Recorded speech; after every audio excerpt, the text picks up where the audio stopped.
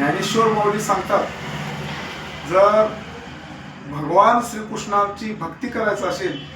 तर भगवान श्रीकृष्ण असा आहे की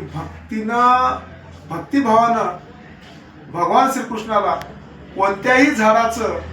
फळ ज्या भक्तांना अर्पण करण्यासाठी जेव्हा भगवंतापाशी जातो तेव्हा त्या भगवंतानं त्याच्या भक्तीच्या प्रेमापोटी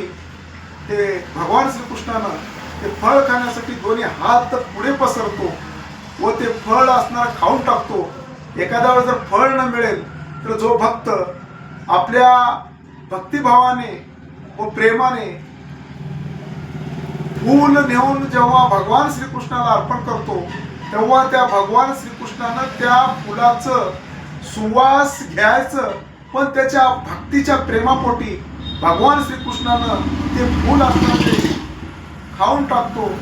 फूल जर न मिळेल तर भगवान श्रीकृष्णानं ज्ञानेश्वर माऊलीनं सांगितलेले आहे, भगवान श्रीकृष्णाला कोणत्याही झाडाचं पान असणारं अर्पण करा. भगवान श्रीकृष्णानं जे भक्तिभावानं पान अर्पण केलं तर ते पान का ताजं आहे का शिळं आहे न बघता भगवान श्रीकृष्णानं प्रेमाने ते पान सेवन करतो.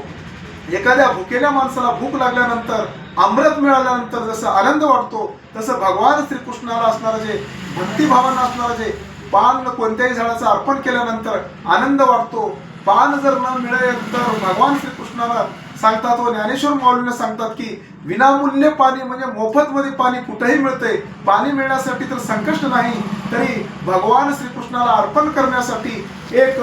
पाण्याचं थेंब येऊन जर भगवान श्रीकृष्णाला जर अर्पण केलं तर ते भगवान श्रीकृष्ण एवढा आनंदित होतो की त्यांना असणारं ज्या ठिकाणी मोठं वैकुंठासारखं देऊळ बांधले की काय, किंवा कौस्तुभ मणी सर्व रत्नामध्ये श्रेष्ठ आहे, कौस्तुभ मणी रत्नापेक्षाही मोठे अलंकार मला अर्पण केले की काय, किंवा दह्या दुधाचे 7 समुद्र मला अर्पण केल्यानंतर जे आनंद वाटतो तशा प्रकारचा मला भक्तिभावानं जे असणारं जे फूल अर्पण करो, पाणी अर्पण करो, फळ अर्पण करो,